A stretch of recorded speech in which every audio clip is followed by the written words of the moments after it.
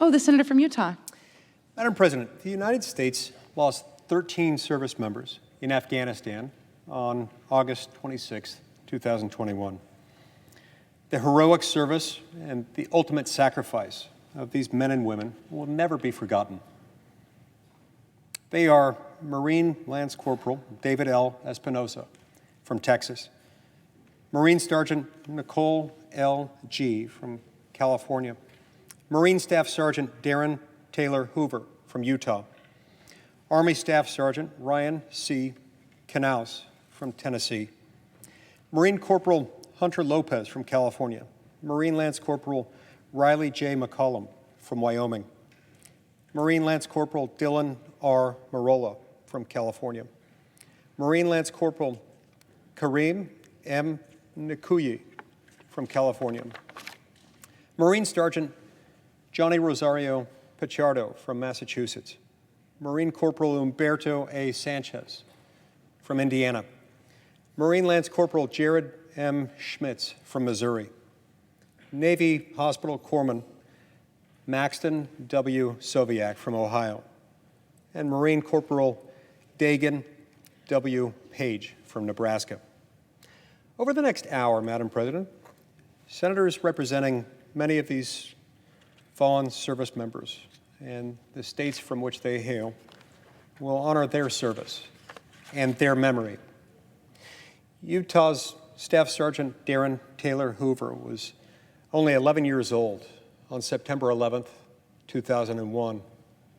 From that moment on, he knew that he wanted to serve his country. Nearly 21 years later, he was killed in Kabul, Afghanistan, performing his duty valiantly, as always, as a United States Marine. Staff Sergeant Hoover and his fellow Marines were on the front lines of the operation, securing an entrance to the Hamid Karzai International Airport and screening vulnerable Afghans on their escape to safety as the extremist Taliban took hold of their country. Staff Sergeant Hoover was killed by an ISIS-K suicide attack that targeted him, his teammates, and the surrounding innocent civilians. Staff Sergeant Hoover, like all Marines, learned the Marine Corps' values at boot camp. Those values are honor, courage, and commitment. He was told that being a Marine and living these values does not begin or end with training or service as an active duty Marine. These values forever guide Marines' decisions, their service, and in fact, their entire lives. Staff Sergeant Hoover lived these values throughout his entire life. You see, Staff Sergeant Hoover did always what he said he would do. He was honest, respectful, caring, and compassionate. He dedicated his life to the service of others, in and out of uniform. He wanted to be the best and to provide the very best for others. And he was always willing to work hard to make that happen.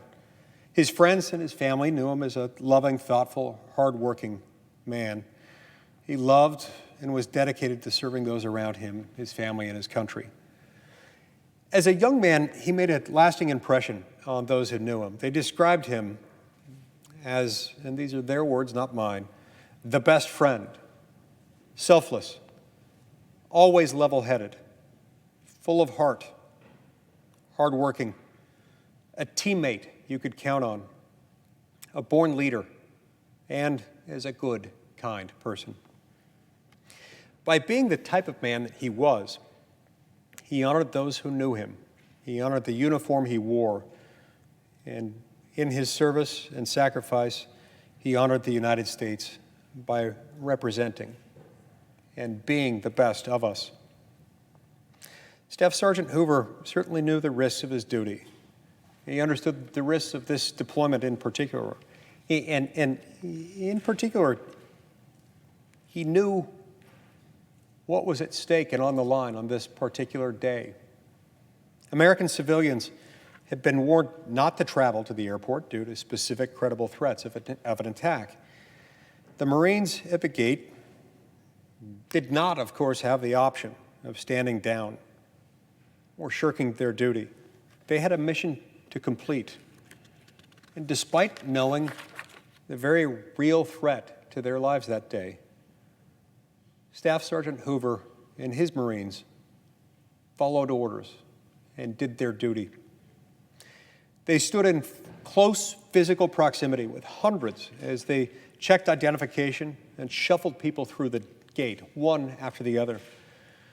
They didn't know if, or ultimately when, an attack might come. They just knew of the threat. Nonetheless, those Marines carried on, guiding countless innocent civilians to safety. His father, Darren, put it best. He said, quote, "That's just the type of man he was, doing what he needed to do and getting the job done for those that couldn't do it for themselves. And he was standing out front leading his men," close quote. You see, Staff Sergeant Hoover demonstrated uncommon courage in fulfilling his duty that day, as with all other days in which he valiantly served. This was not Mr. Hoover's first deployment to Afghanistan. In fact, he served 3 tours of duty there in his 11 years in the Marine Corps. He knew what war in Afghanistan were like. He decided to carry on and continue serving because that's what he had committed to do. Since high school, he knew he wanted to be a Marine specifically. His father said he was dead set on it. When the news in Afghanistan developed, Staff Sergeant Hoover told his family that he wanted to be in the action, to help with the evacuation mission. He died doing what he loved, serving his country and leading his men. Staff Sergeant Hoover was the oldest of the 13 service members killed in this attack. His life had been defined by his love of family and of country. He was committed to serving, and he lived and gave his life, showing the last full measure of devotion, demonstrating exactly what it means to be a United States Marine. Staff Sergeant Hoover leaves a legacy with his family, the state of Utah, and our nation. He represents the best among us, the commitment of a service member and a Marine, his dedication to the values of the Marine Corps, and full-fledged devotion to what is right will remain with us forever. He'll never be forgotten. And as the preparations are made to inter him along with other American heroes at Arlington National Cemetery, he can behold what the Marine Corps hymn promises and millions of good Marines before him have seen. On heaven's scenes, you will find the streets are guarded by United States Marines. Staff Sergeant Taylor Hoover joined the ranks of American heroes before him, always faithful. May God rest his soul. May God comfort his family. And may God bless us with the honor, courage, and commitment that Taylor Hoover truly lived. Thank you, Madam President.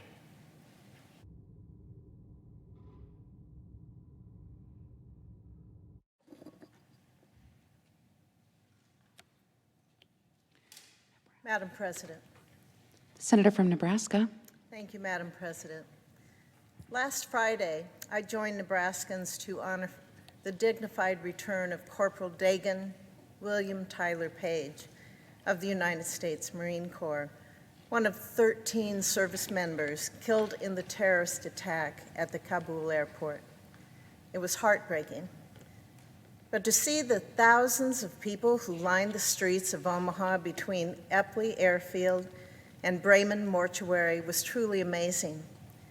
The outpouring of honor by the community during the procession was a solemn display of Nebraskans' love for one another and for this country.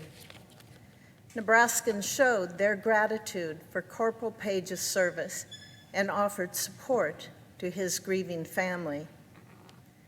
Corporal Page was only 23 years old when his life was needlessly cut short in Kabul.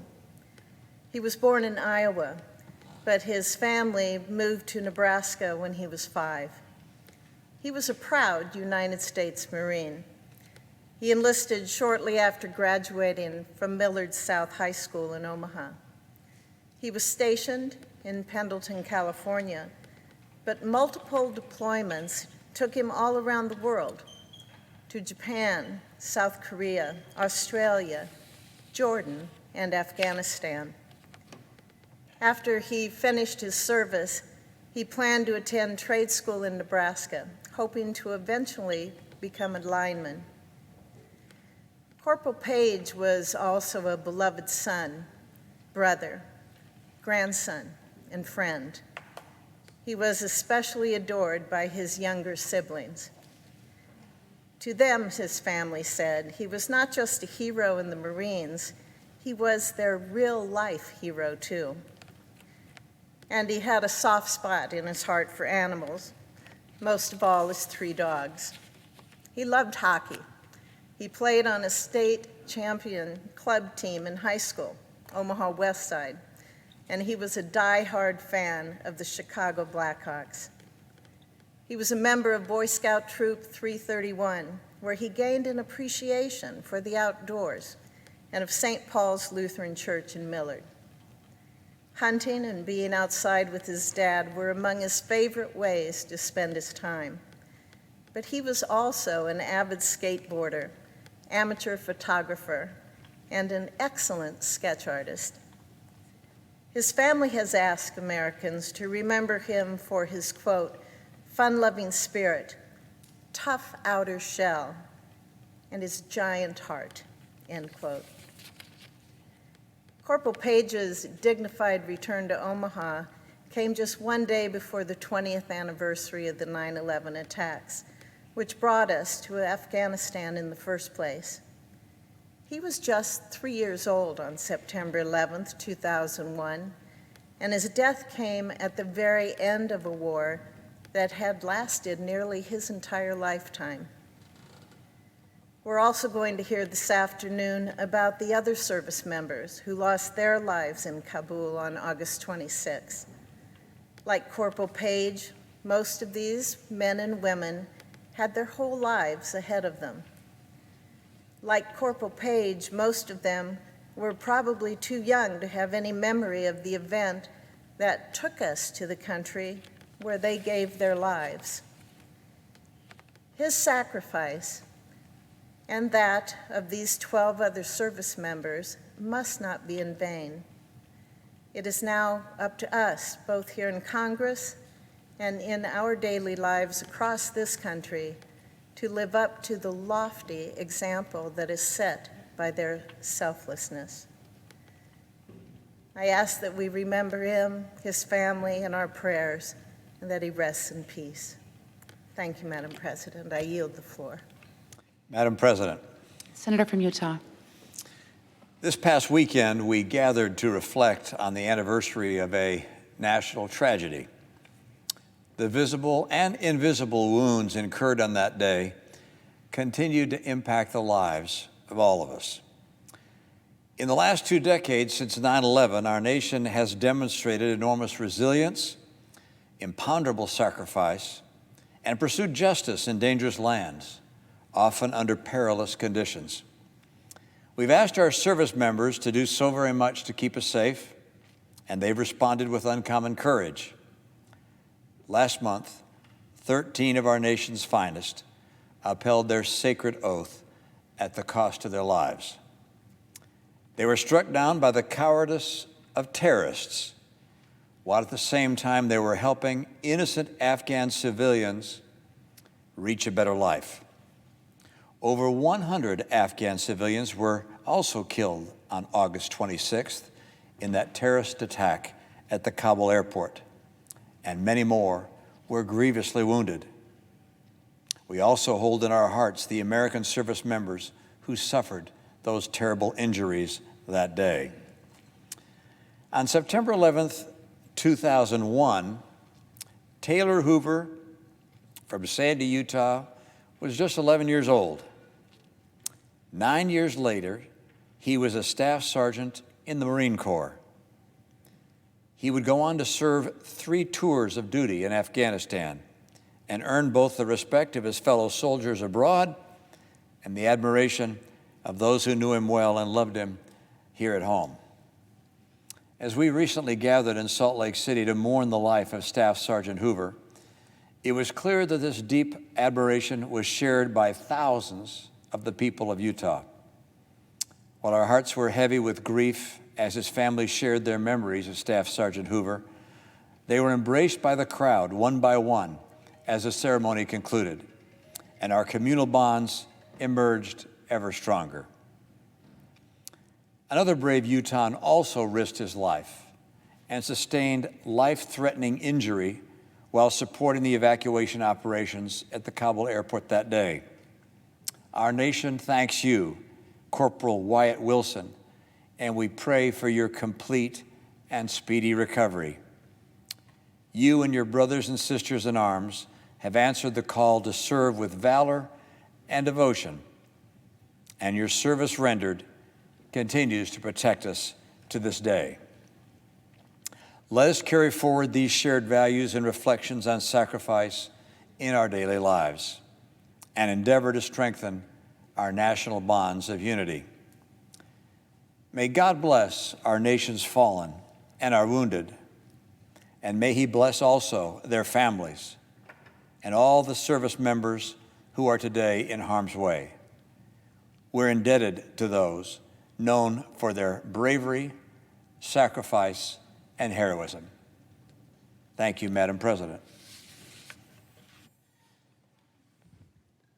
Madam President. Senator from Ohio.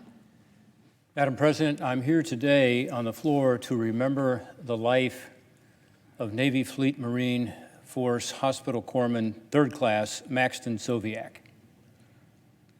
Max was a 22-year-old native of Berlin Heights, Ohio, a young patriot who died far too soon in service to all of us. Max was one of 13 brave American servicemen and women who were tragically killed when an ISIS-K suicide bomber in Kabul on August 26th exploded a bomb that wounded dozens of others and killed many Afghans. He was there working to evacuate Americans and Afghan allies from a city that was suddenly overrun by the Taliban. Max was a special guy. They say he was quick to make friends and quick to earn the respect of those he interacted with. As a student at Edison High School, Max was a member of the wrestling team that won the 2016 state championship and a football team that made it to the semifinals 2 years in a row. He was an athlete and a leader. He achieved the rank of Life Scout, the second highest rank a scout can reach. He was a lover of the outdoors, spending his free time doing rock climbing, skiing, scuba diving, and other extreme sports. And he was one of those rare individuals who at a young age had that drive to defend his nation as a member of the United States Armed Forces. He joined the Navy and was assigned as the Fleet Marine Force Hospital Corpsman, serving side by side with the infantry Marines of the 2nd Battalion, 1st Marine Regiment. Affectionately known as a Devil Doc, a takeoff on the Marines' Devil Dog nickname, Max was a member of a select group of medical specialists trained to operate side by side with the men and women of the United States Marine Corps on the front lines, just as he was doing in Kabul the day he died, helping evacuate Americans and our allies who were fleeing the tyranny of the Taliban.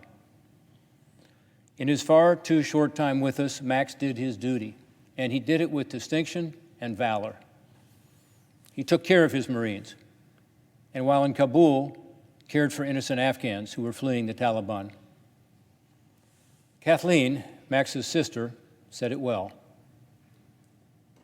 In Maxton's final days, he spent his time helping others stay alive, as he had developed a passion for saving the lives of others, so much so that he was willing to risk his own life and made the ultimate sacrifice. End quote. So true. Before the attack in Kabul, Max was able to FaceTime his mom, Rachel, As they said their goodbyes, his mom told him to be safe. Max replied, "Don't worry, Mom. My guys got me. They won't let anything happen to me." That was the last time she spoke to him before Max and his fellow Marines and soldiers gave their lives in service of keeping so many others, moms, dads, kids, and fellow service members safe. He didn't want anything to happen to us. For his bravery and sacrifice, Max was awarded a Purple Heart and a Combat Action Ribbon. And when he came home to Berlin Heights, Ohio, he was greeted with a hero's welcome that he richly deserved. Families lined the streets as his casket, draped in the American flag, was brought home to his family. When I visited his hometown over the weekend to deliver an American flag flown over the United States Capitol in honor of his service, there were flags in every yard and posters and flowers. You could sense the love and support for Max and for his family from his grateful neighbors. Yesterday, hundreds came to the Edison High School football stadium where Max had helped lead the Chargers to victory time and time again. They came to pay their last respects to an honorable American life taken too soon in service of all of us. Max's sacrifice, along with that of the other Marines and soldiers who died or were grievously wounded that day, reminds us of how blessed we are to have such courageous and selfless fellow citizens willing to stand guard for us. We must be grateful for the sacrifices our troops make every day to keep America safe. My thoughts and prayers are with Max's parents, Kip and Rachel Soviak, and his entire family, as well as those he knew and who loved him. May God comfort them in the days and weeks ahead.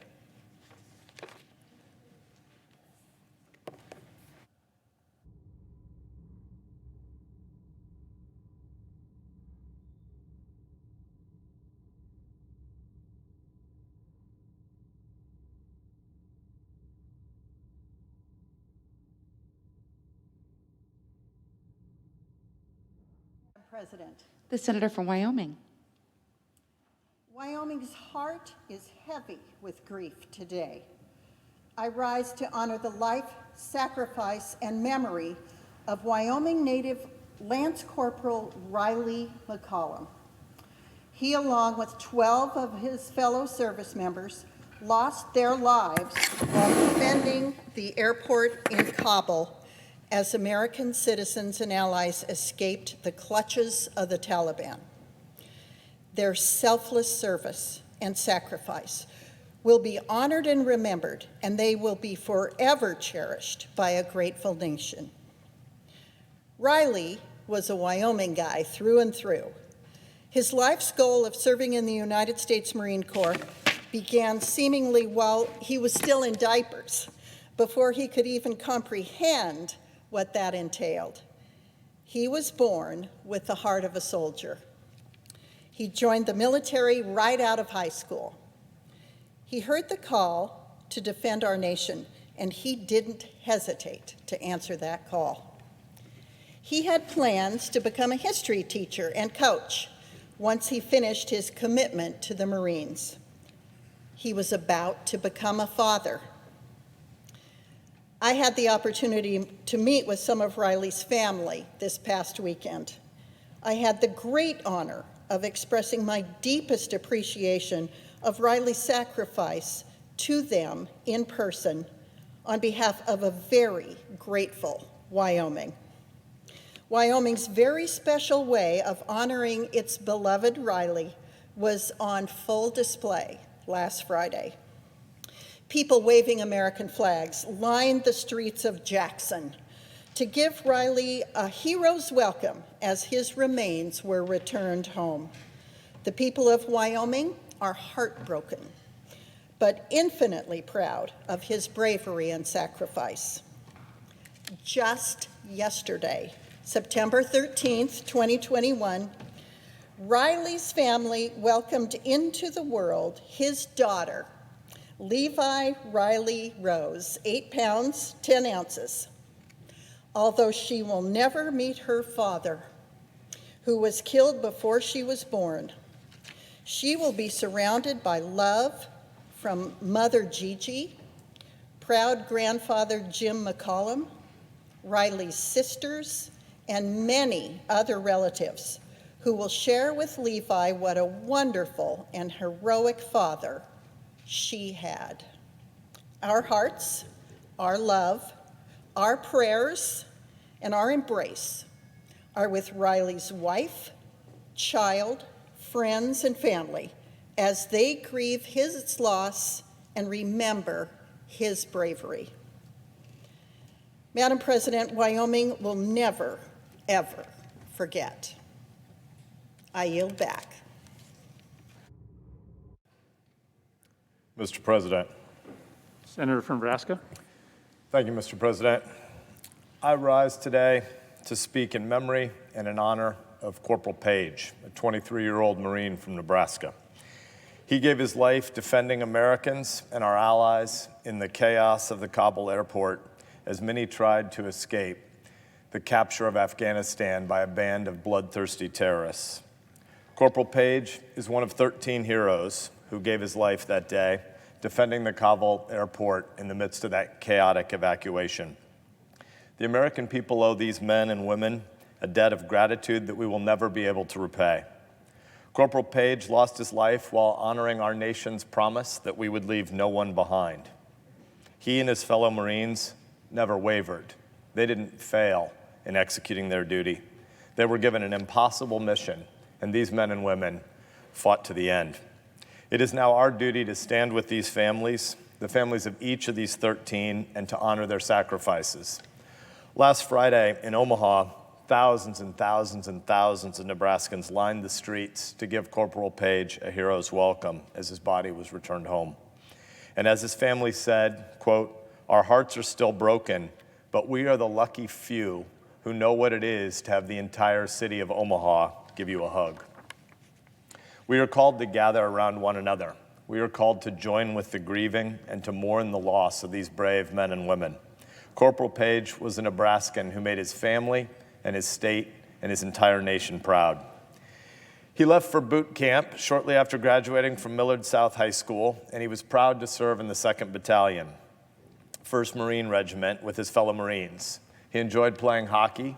One of my kids played hockey against him. He went to Millard South High School, but he played hockey for Westside, and the Fremont team that my kids play on got to compete against him and know him as a competitor. He enjoyed hunting. He enjoyed being in the outdoors. He especially enjoyed the water. He was a Boy Scout in Troop 331. He loved spending time with his family and friends. He was a member of his local church, the Lutheran Church of Millard, St. Paul's Lutheran Church of Millard. And like so many Nebraskans, he was a diehard sports fan, his favorite team being the Chicago Blackhawks. Corporal Page gave the last full measure of devotion to his country. His mission was clear. In the chaos of Kabul, Corporal Page was there to protect and to save lives, and that's exactly what he did. Marines held the line and pulled both Americans and our Afghan allies to safety. Marines pulled children out of hell, gave them water, and got them to safety. Corporal Page gave his life so that others would live. Nebraskans will never forget him. Heroes like Corporal Page didn't fail us, and we can't forget them. We must keep our promise to honor his family, to teach our families about their sacrifice, and to strive to live lives of gratitude. It's times like this where we rediscover the heart of our country. Communities that pull together, as happened last Friday and will happen again this Friday at his funeral at St. Paul's Lutheran. We pray together, we make meals for each other, and we're reminded of the sacrifice so many families have made. Today and in the days to come, we in Nebraska will honor Corporal Page, and we across this country will honor the 13 that fell that day. Your sacrifice is a debt we can never repay. Thank you, Mr. President.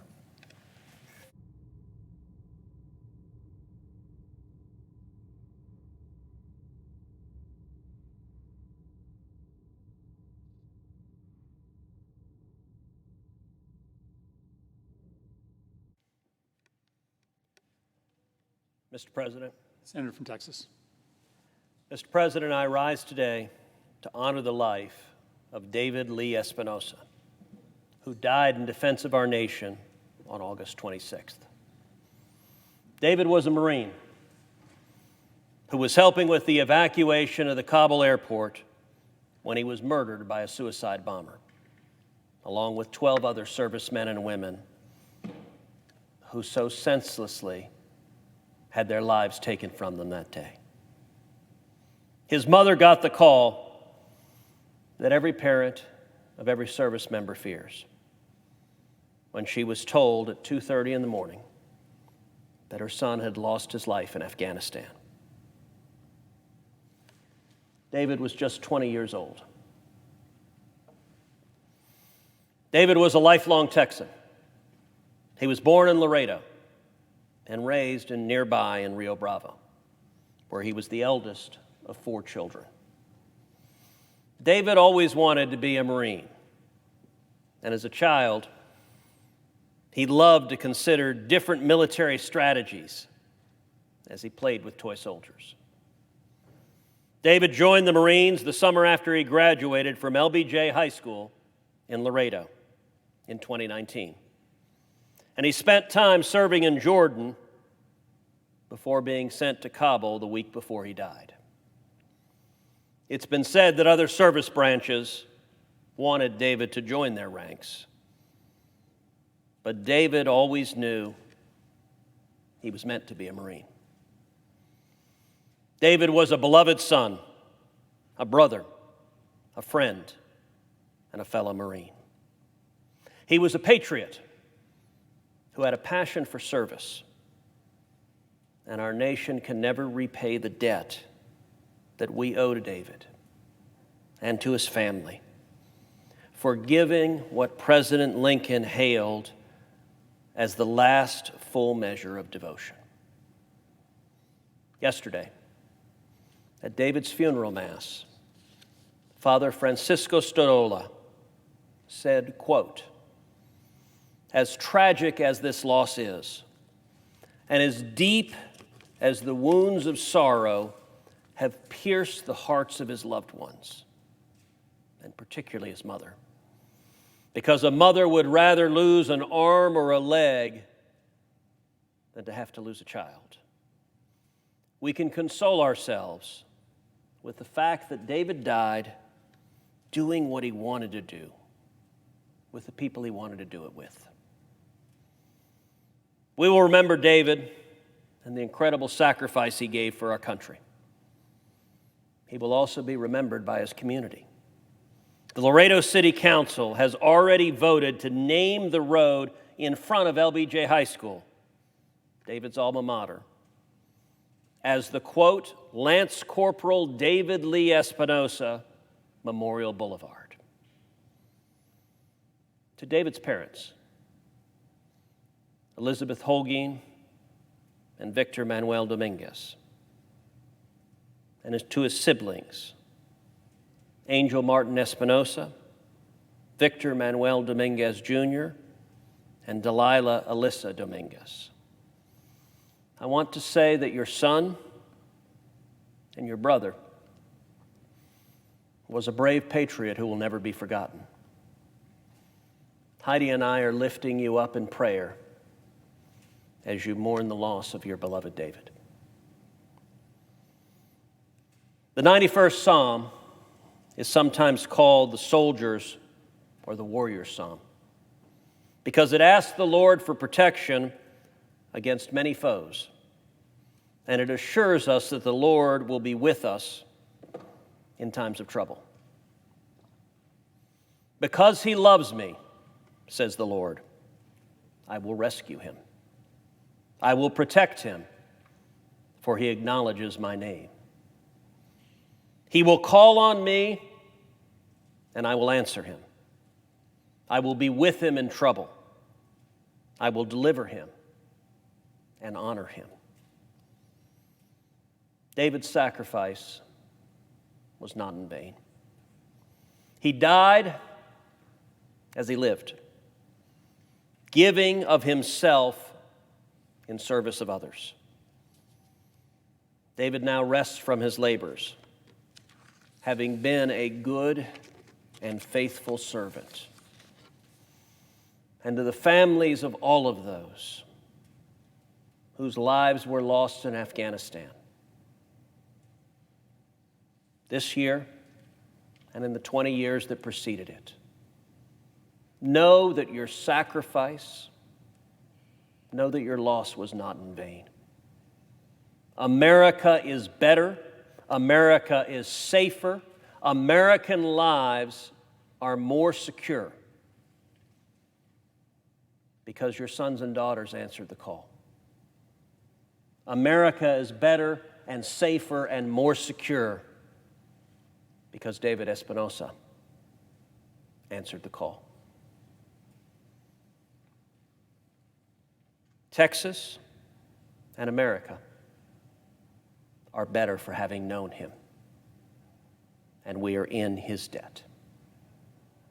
I yield the floor.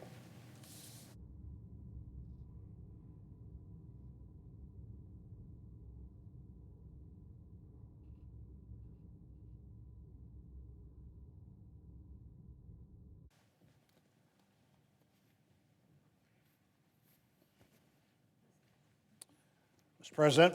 Senator from Missouri. Mr. President, I rise today to join my colleagues in honoring the 13 service members who were killed in action in Afghanistan last month, doing what only the bravest and the most extraordinary Americans do, risking their lives to save others.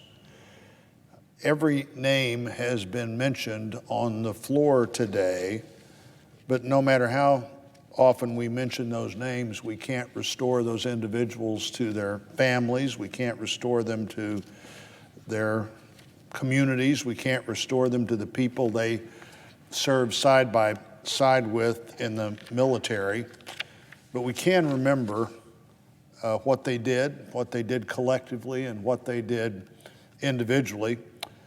One of the Marines we tragically lost in the attack at Kabul Airport was Lance Corporal Jared Schmitz of Wentzville, Missouri. He was just 6 months old when on 9/11. In fact, we have seen that discussion many times of people who now give their life who were babies or not yet born on 9/11 20 years ago. And even though he's 6 months old on 9/11, he knew what he wanted to be, and he knew he wanted to be a Marine by the time he was a sophomore in high school. He started training as a teenager years before he enlisted. After graduating from Fort Zumwalt South High School in St. Peters, Missouri, he realized his dream. He joined the Marines, and he served as an infantryman. Jared's father, Mark Schmitz, said his son, and this is his father's quote, and it's a great thing to be able to say about your son. Mark Schmitz said his son looked out for everybody. Anyone who needed help, he was there. He was selfless. He never put himself first.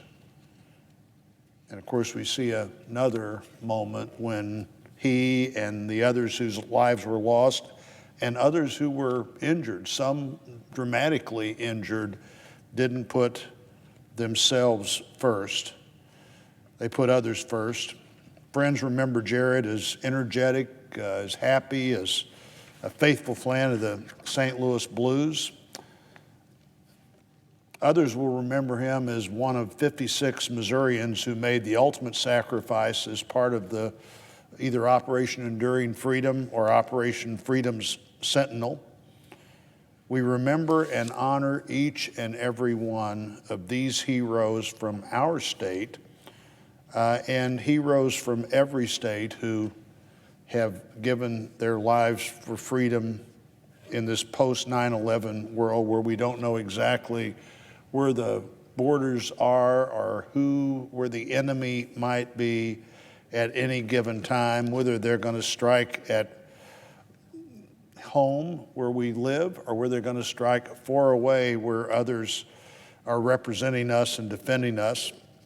We remember and honor each of them. We pray for their families and all who will feel a loss for the rest of their lives.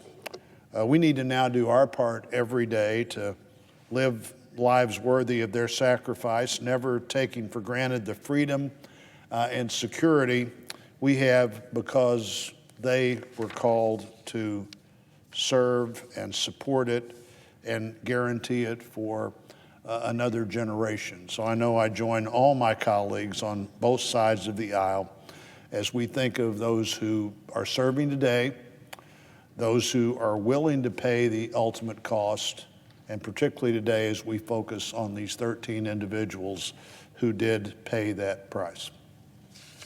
And I would yield the floor.